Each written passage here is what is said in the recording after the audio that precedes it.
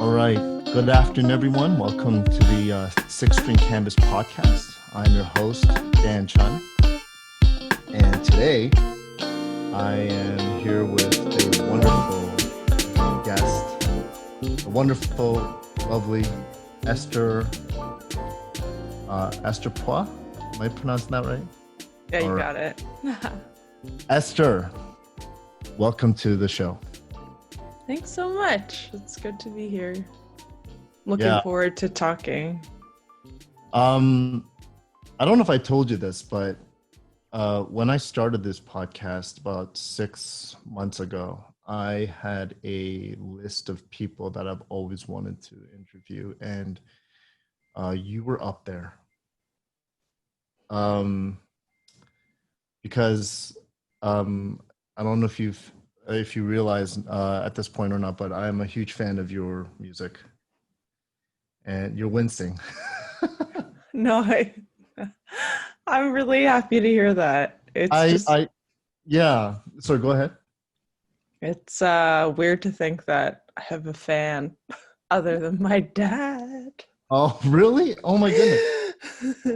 I remember when I first heard of, okay, so we've only really met in person once, and this was at we were driving to a wedding. We have a mutual friend, and then we only spent like you and my wife, we spent like an hour in the car, but I Yeah. like to think that we hit it off. Like, I remember after we came home for the wedding, my wife and I were like, wow, that's just a really cool girl.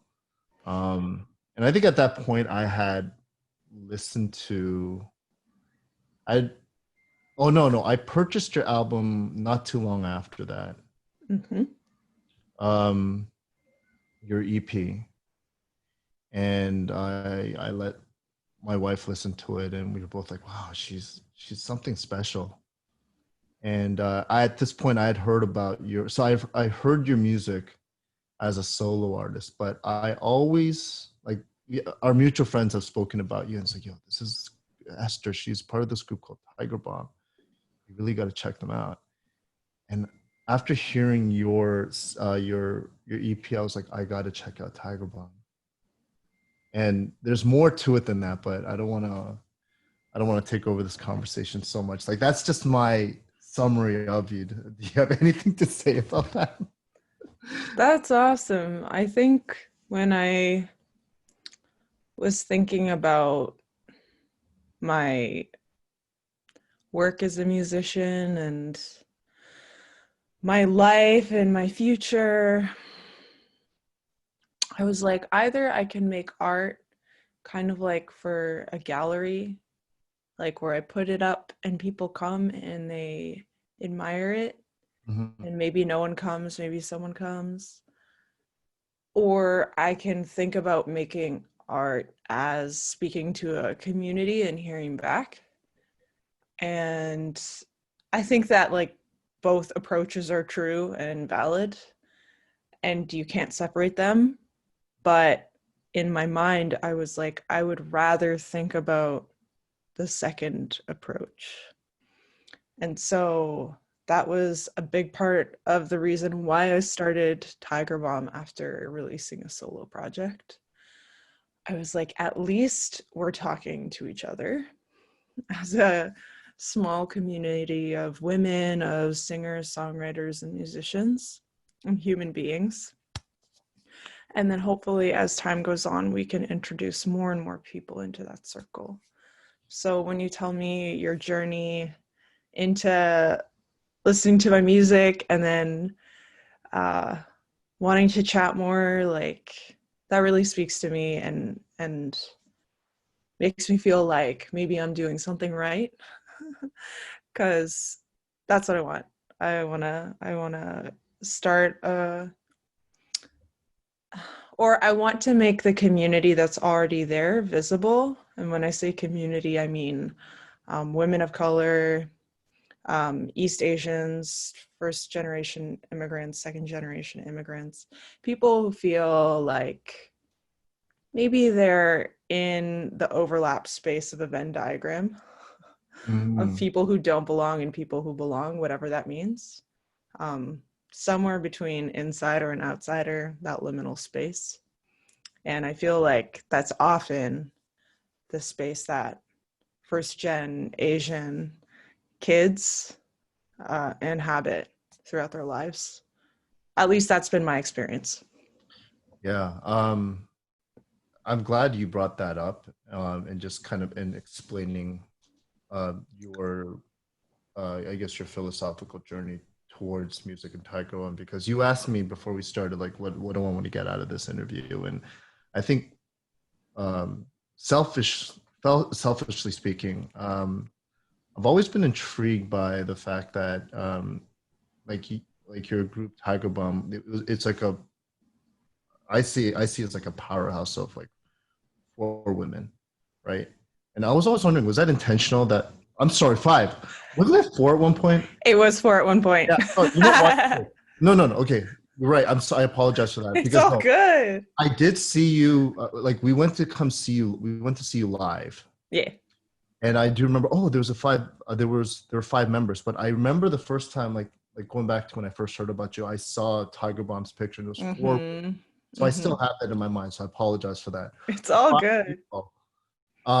And I don't know, I just sort of got this feeling like it was intentional, that there was something about, you were talking about women. Yeah. Uh, would you care to delve a little more deeper into like the meaning behind Mm.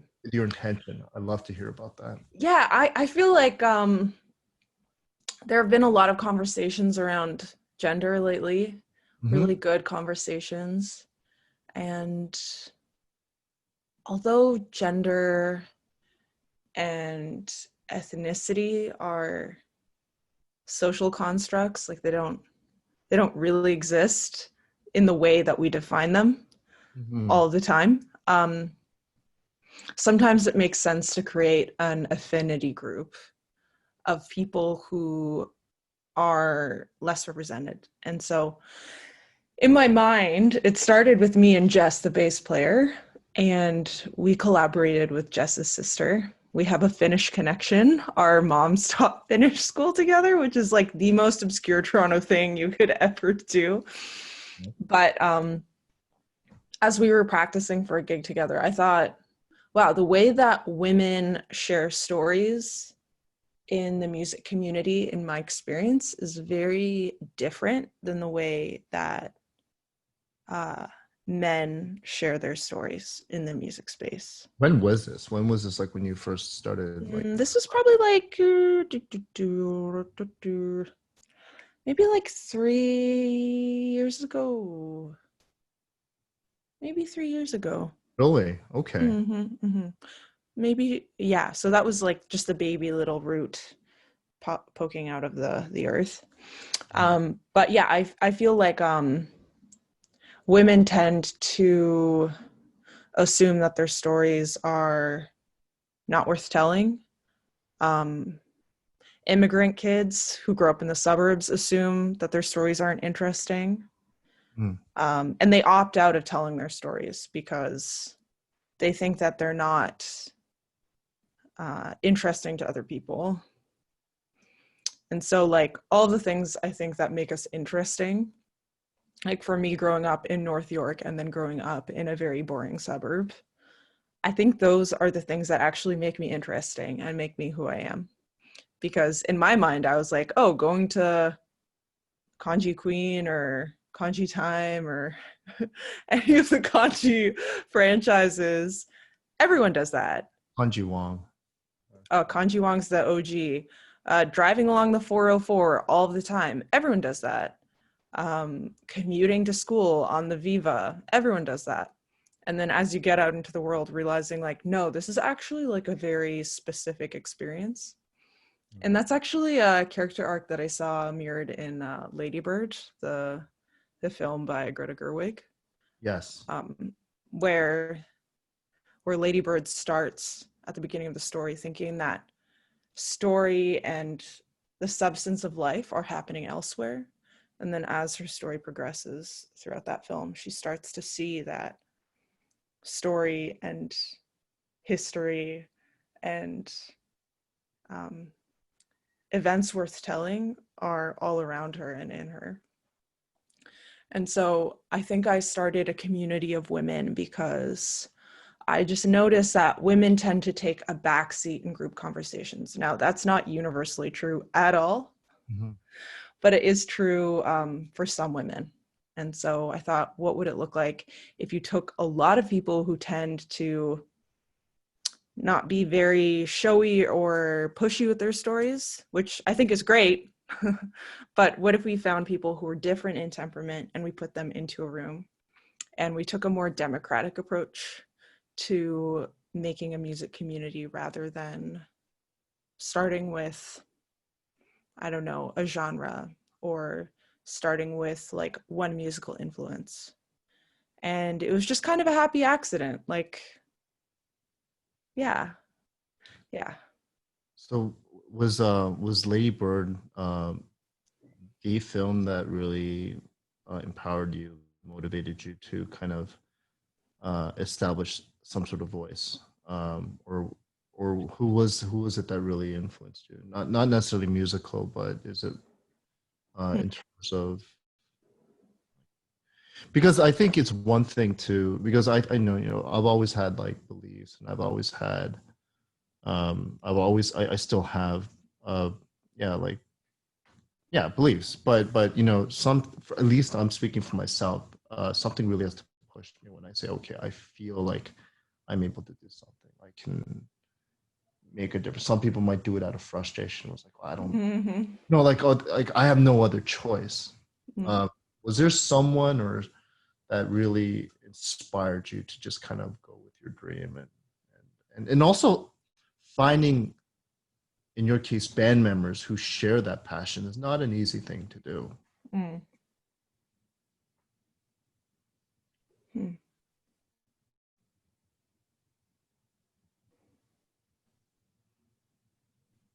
Yeah, that's a really good question.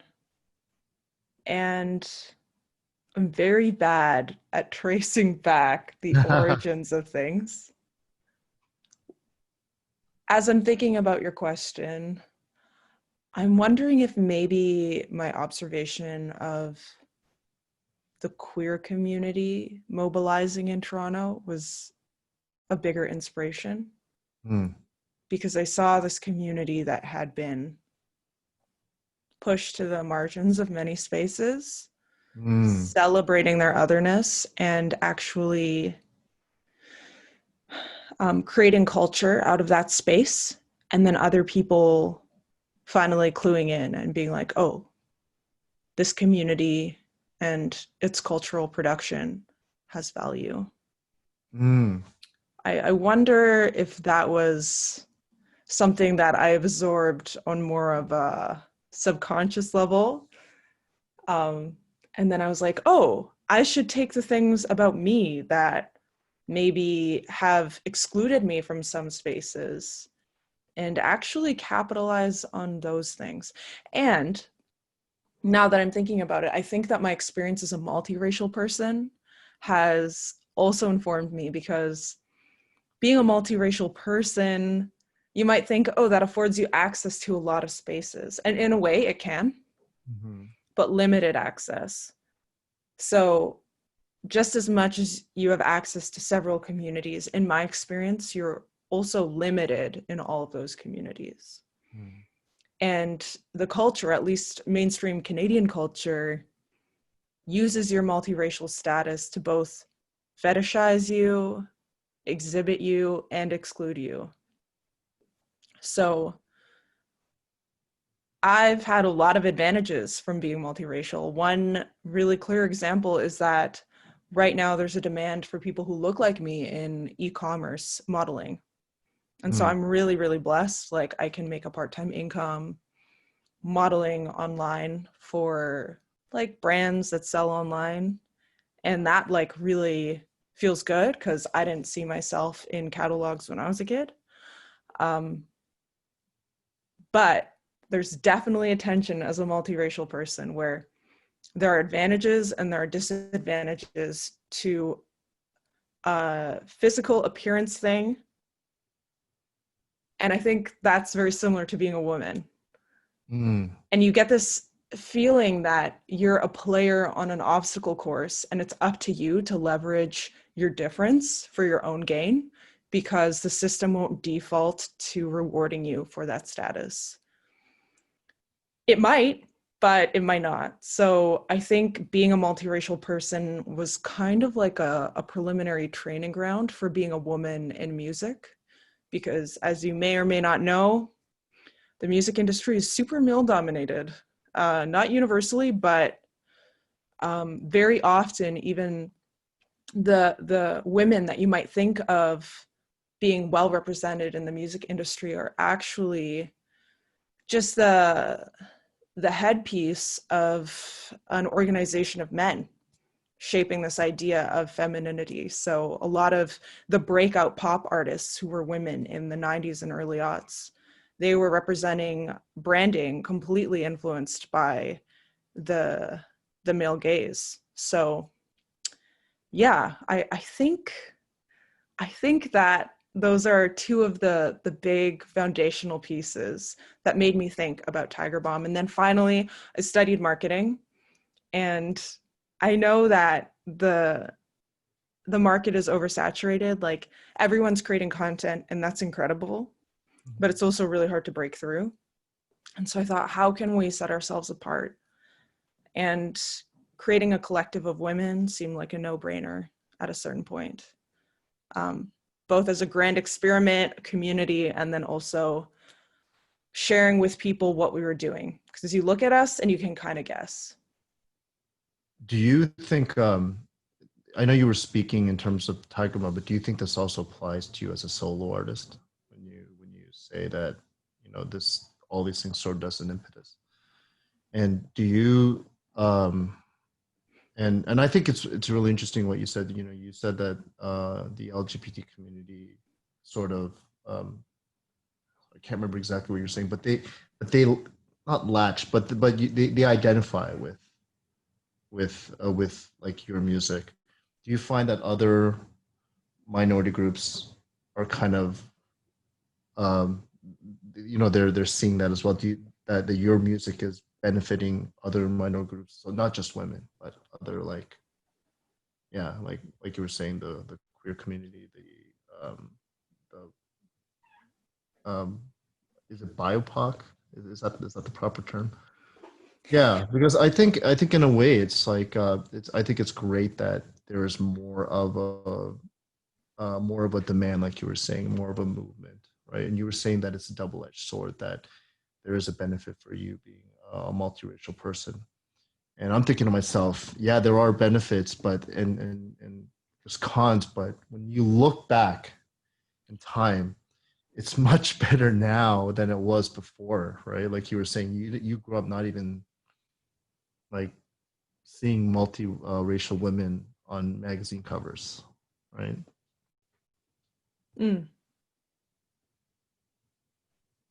Because anyone from like the LGBT community, like have they ever come out to you and said that really like I felt like you were speaking for me or you were helping me? Like do you have firsthand experience of people coming up and really saying that they were inspired?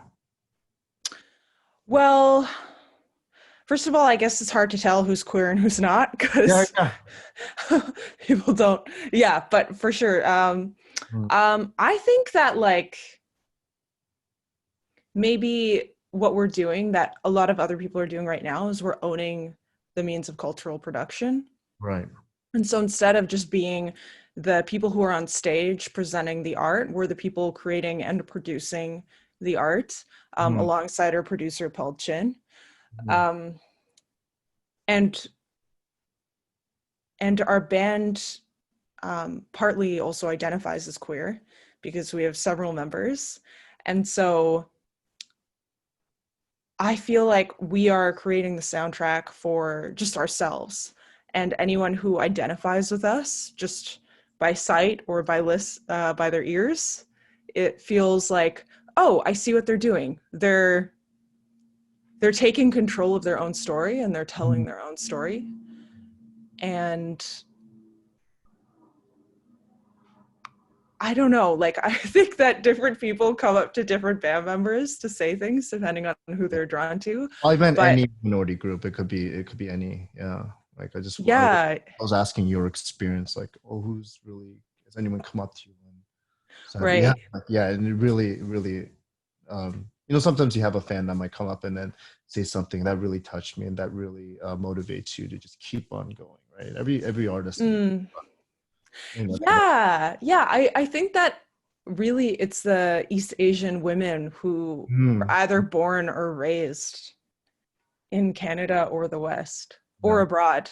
Because I Away. think stories Yeah. need to be told. So Hmm. I appreciate your music and yeah, and kind of going back to what I said before.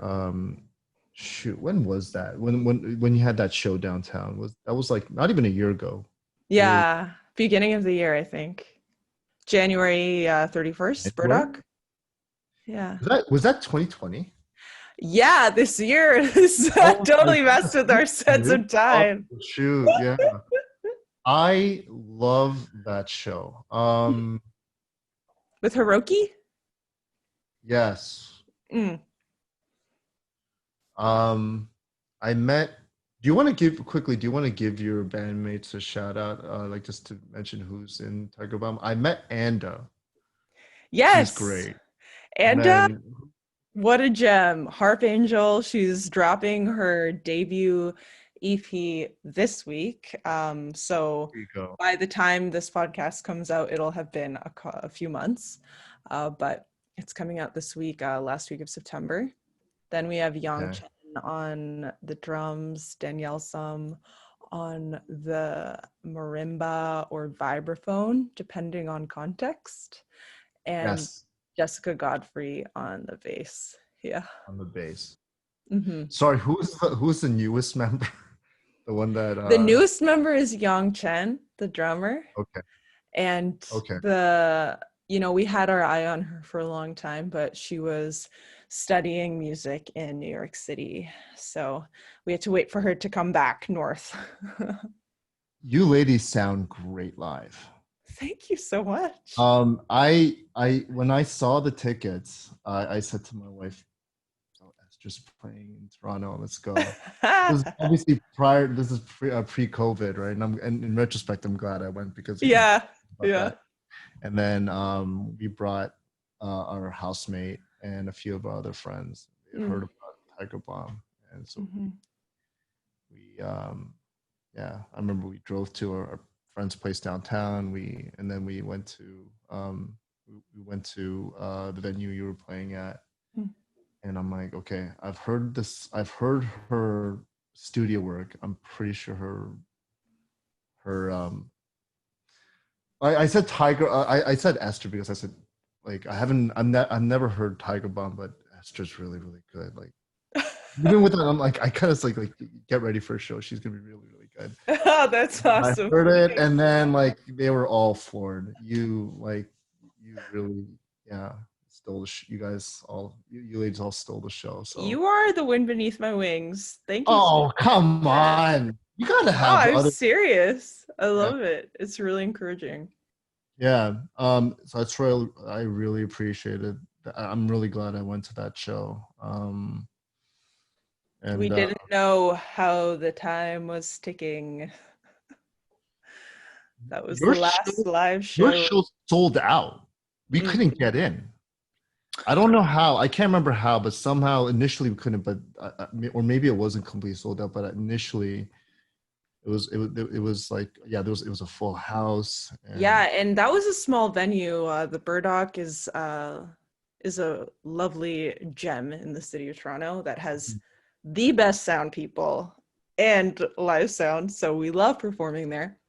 But we did another show with two other Chinese and Asian acts. One is Hotel Pablo, and the other's Cut Sleeve. And that show was wild. And the moment that I realized that, like, man, people like need this. Like, it's not just us. It's not just us who need it, which would have been enough, to be honest. Like, there's a community that needs this because we're just not represented the way that I think we could be represented in the music scene, especially in the live music scene. Right. So I think that was kind of like that was a crystallizing moment for me where I was like, oh, this is bigger than us. Us than the people that we may have grown up with or immigrated with, like we have stories to tell, and we're learning how to tell those stories. I think that in Chinese culture, we're really good at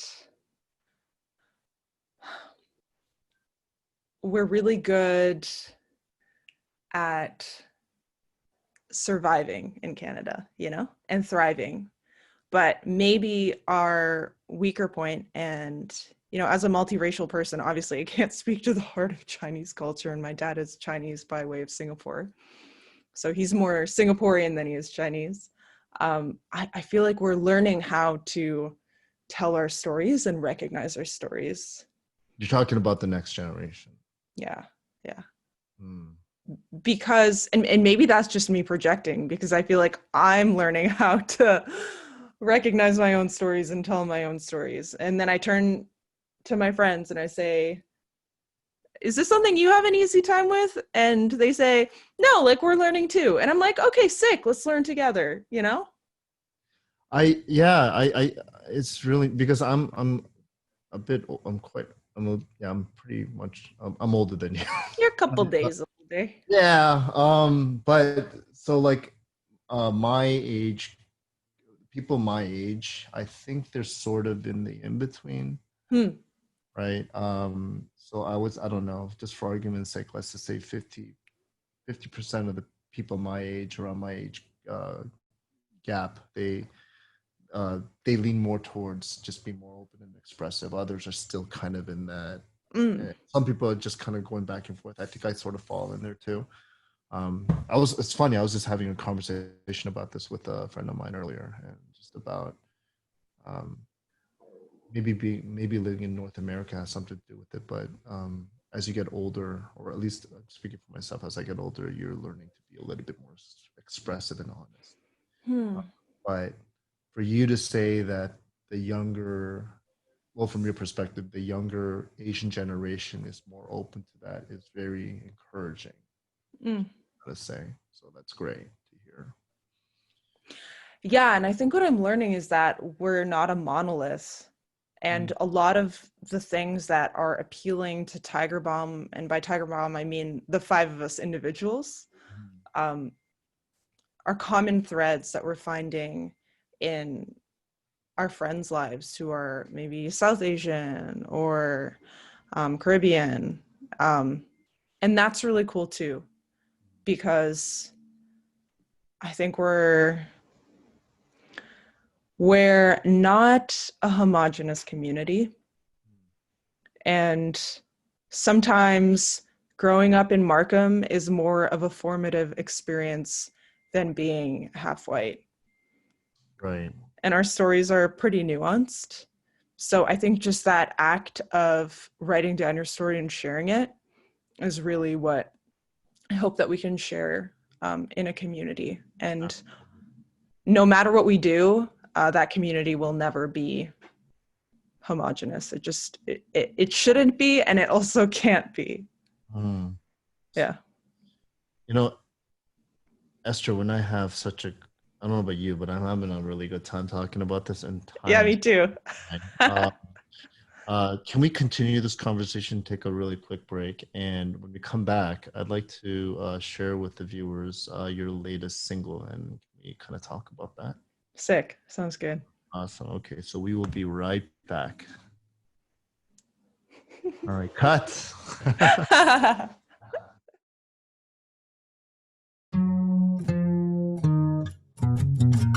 It's easy to be silent,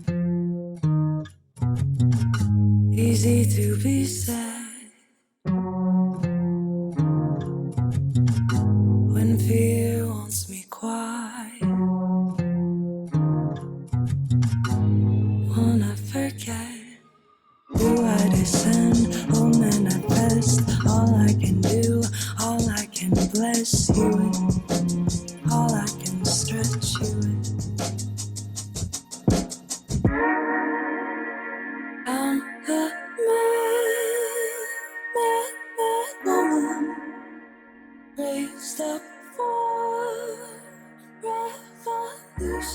was that?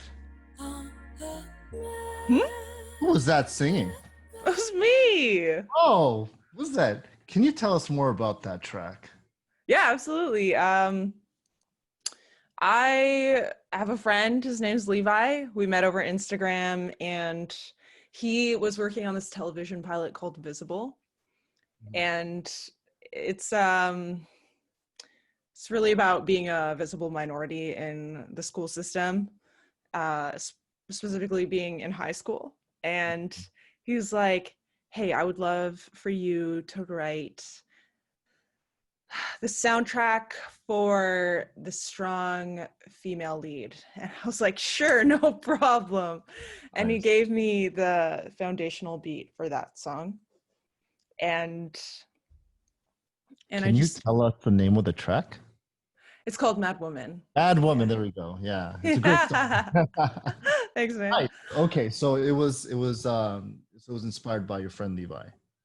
And the character that his team had written, Mm. she has this character arc of coming to this reckoning about ethnicity and its role in social dynamics in the microcosm known as high school. Oh my goodness! Don't get me Yeah. started on that. So the character arc is based on, um, so like you chose Mad Woman. Um, Well, I was talking about the story with Levi, and I guess when I came to this character, I was looking for what she and I had in common. mhm. And I was like, okay, so she comes to a realization about race, and she goes from passivity to proactivity. And he's like, yeah.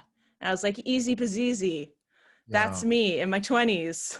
I wish it had been me in high school, but it wasn't. So let's write that song, and I'm going to use that as an opportunity to reflect on the growth that I've experienced and the growth that I hope to experience, because Mad Woman is definitely an aspirational track. Like Mhm. when I put that out there, I was like, ooh, this is spicy, this is bold. This isn't Yeah. really something that I would fully actualize in my day to day. I think anger is something that I'm still grappling with, but let me put it into a song. And Oh, me then too. It's called K-Rate. I can relate. yeah. Yeah, I was like, but maybe if I put it into a song, then I'll be able to move forward a little bit. And that has been true. Because when you say something on the internet, you got to kind of stand by it.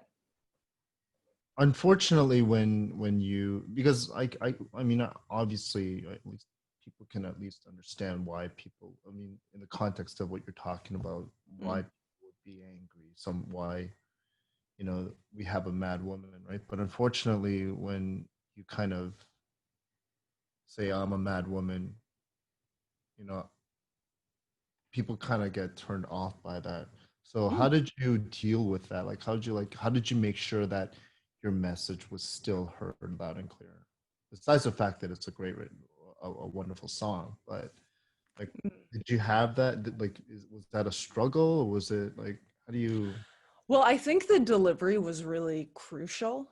Mm-hmm. Um, it's a very laid back delivery, and it's something that I would say is delivered from like the singer's like sat back.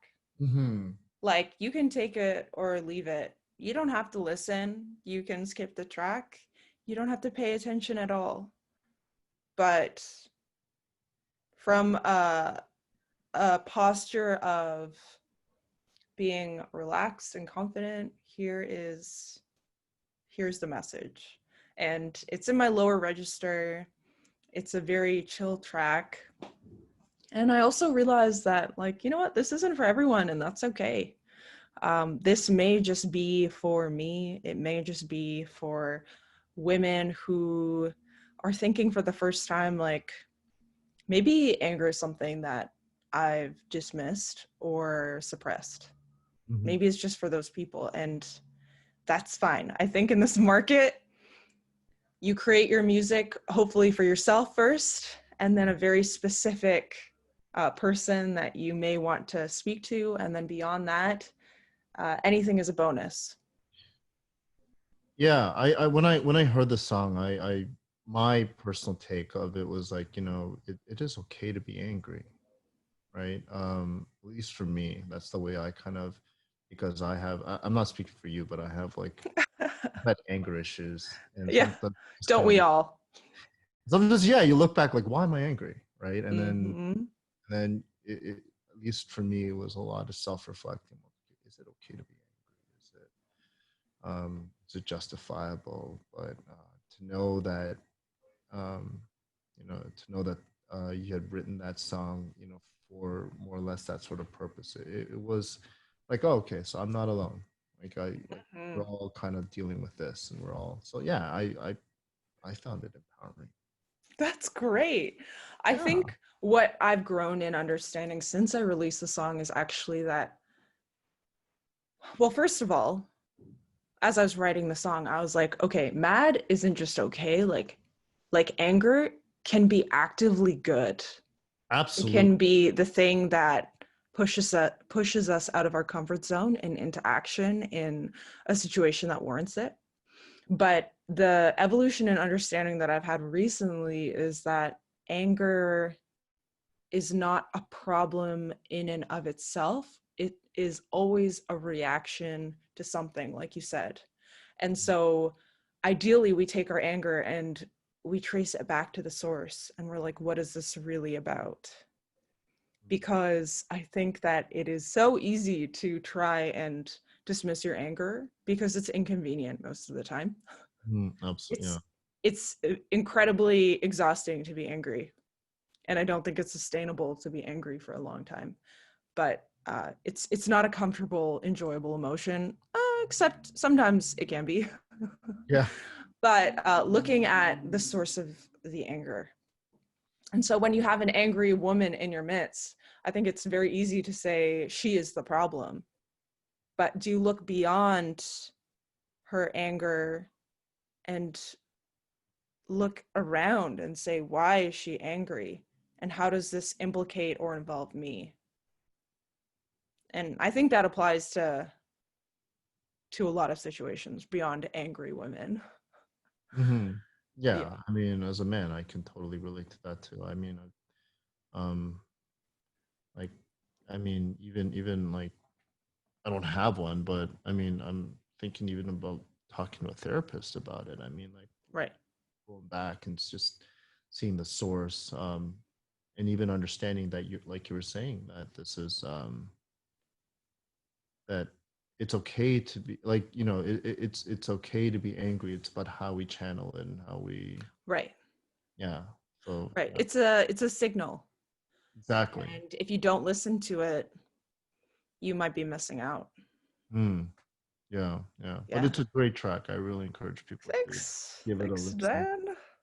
Yeah, you're welcome. This was, well, by the time this interview comes out, it's going to be December, but we're in the middle of September right now, Yeah. and this song is 3 months old. I think, if I'm not mistaken, you released this during the pandemic. I did, yeah, in Yes. July. Well, actually, it was released earlier, but then I filmed a music video with my partner, Serville, and then we dropped it at the beginning of July. July. Yeah. So it's only 4 months. Mm. Hmm. And how's the reception been so far? Um, like I said, that song isn't for everyone, but I have had a few messages from women saying like, "Wow, thanks. Like this is a soundtrack that I needed." Yeah. It's a meditation in a way. Hmm. And none of these women are what I would characterize as angry. Yeah. they're all they're all relatively chill, but if this song gives them more space to reckon with their anger, I'm like, man, that's amazing. There are similar songs, like, but they are hard to find, and our culture is, I find, deeply uncomfortable with an angry woman. It's just it's not something we like. It's not something we seek out or enjoy observing, really, unless it's a spectacle. Then we might like it and consume it. I mean, unless you've actually, not you, but just in general, like if unless anyone's ever really been inspired or encouraged by someone else telling their story, whether through whatever play or in this case a song, like you have no idea how liberating it is. So for people to like message you and say, you know, this really spoke to me. I mean, I believe it, right? I can relate to when songs or when people told me their story, and it gives you that, it just gives you that second wind to continue on and to really. For sure. So yeah, that's great that people have that you've had that, you know, those inspiring feedback. So that's great to hear. I'm happy for you as an artist. Thanks, man. Yeah. Yeah, and even to be like a woman of color saying that I'm mad. I just think specificity is key in our storytelling. And specificity, I think oftentimes like we're like, oh, if I make this art really specific, it's going to alienate people who aren't like me. And I'm like, nah, that's not true at all. Yeah. Like the more specifically you tell your story, the clearer it is what themes in it are relatable for someone else. Absolutely. So I'm just really grateful to be North York, born and raised, suburban teen, half Chinese, half Finnish. Who is Finnish nowadays?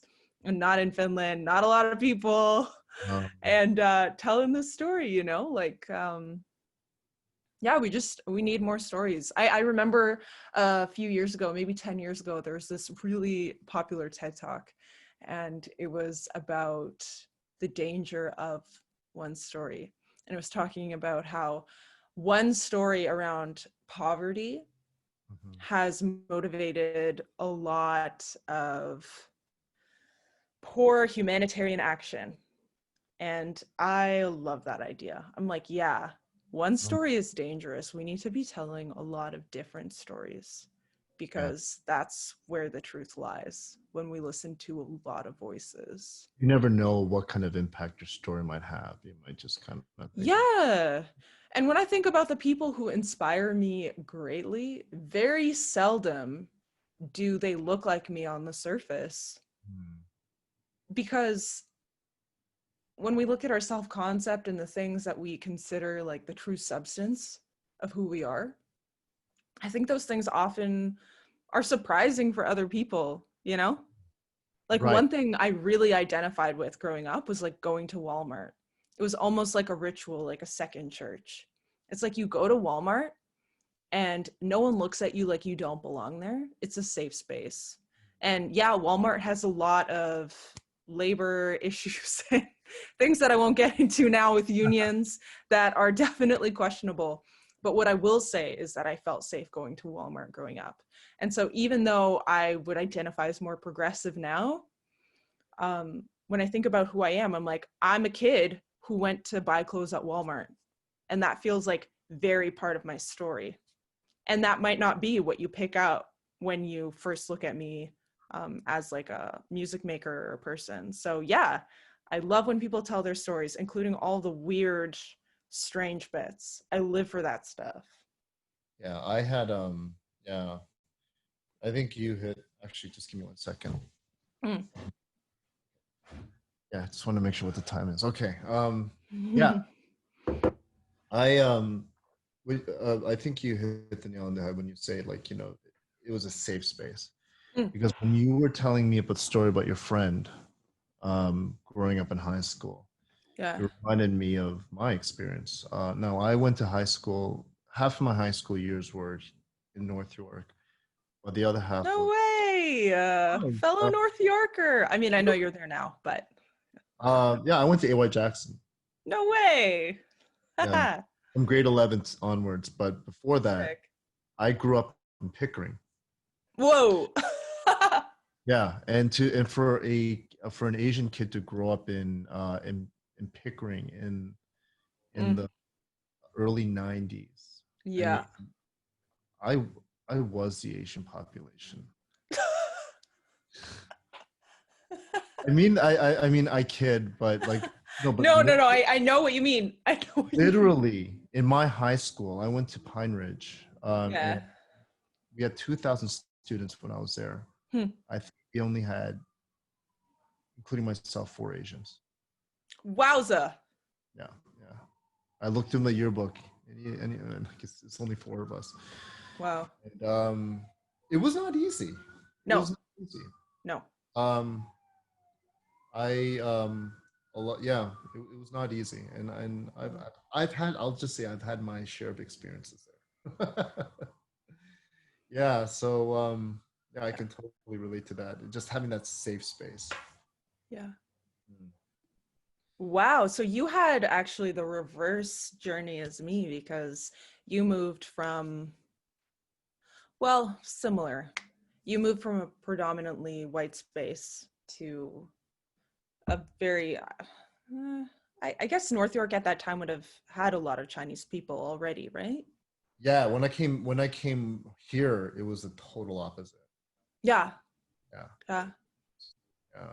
So I grew up in, even though I grew up in North York, it was the white part of North York. And my parents were caretakers at a Finnish Lutheran church, which is very, very white. And I went to an elementary school with, yeah, similar, a much smaller elementary school, but there were maybe 5 Asians that I remember seeing. And then we moved up to Richmond Hill, and it was a total switch. Yeah. And I went from being so identified with a minority that maybe only I noticed to being a member of the majority. Yeah. That changes you. Yeah. I had like all my years in Pickering. I'm not saying it was like the deep South or anything like that, but there were like I've had I've had a racist teacher. You're But kidding. oh no, no. Yeah. But most of the majority of my friends were not Caucasian. Mm. But I did have a few. When I say friends, I'm not talking about school friends. I'm talking about friends, people who invited me into their homes, Mm. uh, and I hung out with them, and it was Right. a genuine safe space for me to be in. So Mm-hmm. I can think of 2 people, Mm. and actually one's actually a well-known celebrity now, and he, uh, Chris Van Vliet. I don't know if but he's in the he grew up in Pickering, but he like yeah, like I didn't think of like when I was at his place, it was like I felt safe, Mm. right? I'm not saying again, it's not the deep South, but again, it's an experience. It But is an experience. And it yeah, doesn't have to be relative to anything. It can yeah. stand So alone. oh, I was gonna ask you, Yeah. so what is next for you as an artist? What are some of the upcoming Right. projects that we can look forward to? Well, be I'll definitely get to the projects, but just based on what you were just talking about, I think that when up until this moment in my life, I was like, you know what? I can't expect anything to be a safe space for me, so I'm going to build my own safe space, aka Tiger Balme. Yeah. And now I feel like I'm spiritually and emotionally being pushed forward into recognizing that I haven't been a safe space for other people, Hmm. that I've like, oh man, I I've been part of the problem, and revisiting those spaces that hurt me and I felt dismissed by, and reopening the lines of communication Mhm. and changing the narrative that I'm not an outsider, I'm not excluded. Even if that may be true, just being like, you know what, I'm really done with that narrative. Like, I'm kind of sick of it. And it was really valuable to me before to validate that feeling. And I think I'm done. Like, maybe I'll return to it later, but I'm gonna look for connection in spaces that I didn't feel safe in before. And so I think, first of all, that's like a big part of what will inform my artistry moving forward. And collaboration has been like very emblematic of that, collaborating across all kinds of lines and being like, wow, like it's really valuable when I make stuff with other people, even if on the surface we have nothing in common. Right. And then the fruit of that is going to be another single, another few. Yeah, I've got a single in the works with my friend Levi again. So that's the producer who worked on Mad Woman with me, and not sure when that's going to come out yet. But then also with Rob, who I created the single Human Alchemy with, we're working on an entire EP called All Tied Up. And that will really be the soundtrack for myself when I was a teenager in North Richmond Hill, stuck between King City, Aurora, and the Walmart at Bayview and Major Mackenzie. And I didn't know who I was, and I was feeling very lost. And it won't be like literal songs about I'm at the Walmart feeling sad, but just more common themes that have come out of that time. Yeah. Yeah. By the way, I will buy that single, even if it's Oh, really, good. Yeah. So that EP is something that I'm really excited about, because it feels like the thing that I could only write for myself, you know? This will be your first EP since, is it Coming Home? Welcome back. Very Welcome back. similar. I'm sorry. Welcome back. I'm sorry. Yeah. My I really like Lullaby. Oh my gosh. Yeah, I love that song. Man. Yeah. Thanks, man.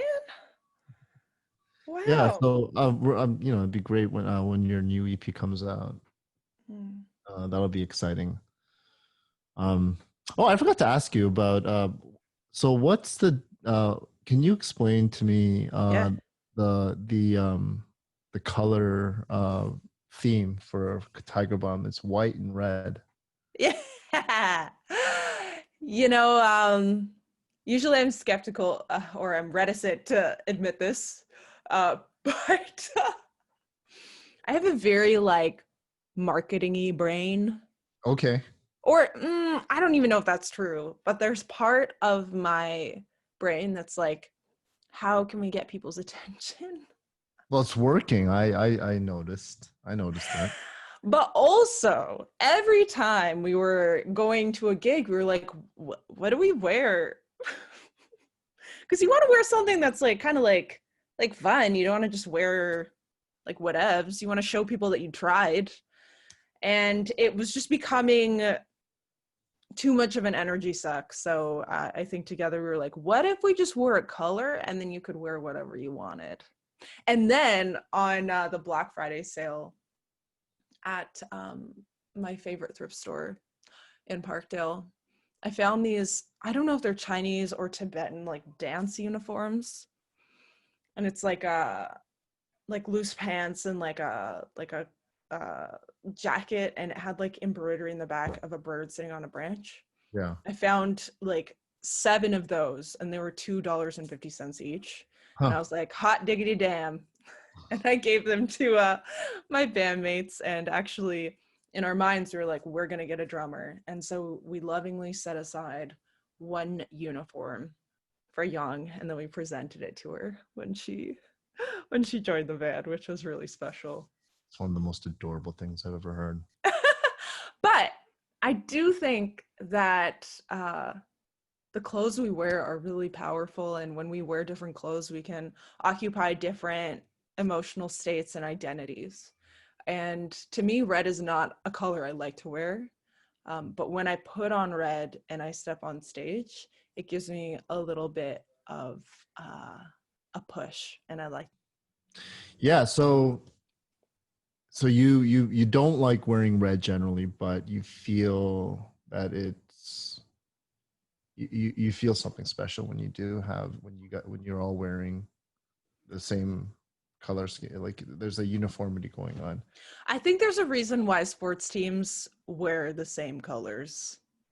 I think I remember seeing a picture of you performing. You even have a red guitar, don't you? A red Fender Strat. That's going above and beyond, right? You know, I don't think I do, but I think I had a white one and the light was Oh, shining was it? on it. Well, that's why. Go ahead. No, go for it. No. Go. We do have like a red drum, bass I drums. saw that. Yeah. Pretty cool. That is pretty cool. And that's why I thought the that nice little Vox amp would go well with your setup. I appreciate that so Yeah. immensely. It's all yours, and I can't wait for you to play beautiful music and I strum. already have, and I love it. It's such a gift. Are you gonna record with that too? Hopefully, It is I supposed to be a good recording amp as well, by the way. I can tell those tones are just buttery and smooth, which Mhm. are the tones that I always seek out in my life. Yeah. Yeah. So, I mean, do you? I mean, I know it's hard to tell, but Yeah. what do you intend to gig anytime, or is that too soon to tell? Well, by the time this podcast airs, Tiger Balm will have performed at a T-Base event, Year of the Mole Rat.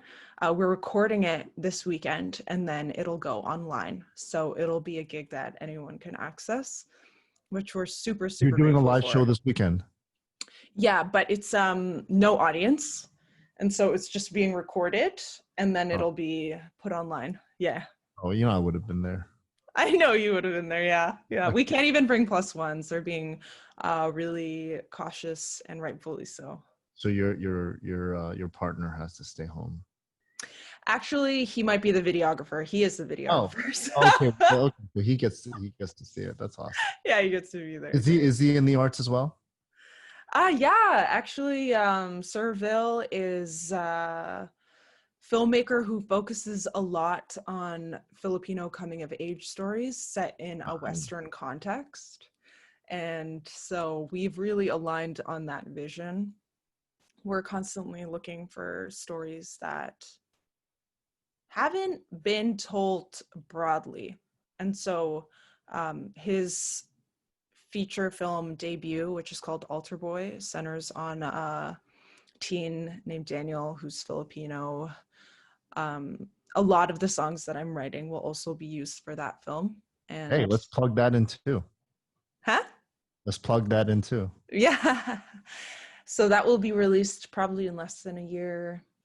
And we also are shooting a documentary, just a little one, about a man in Toronto who makes a living by collecting cans. His name is Francisco.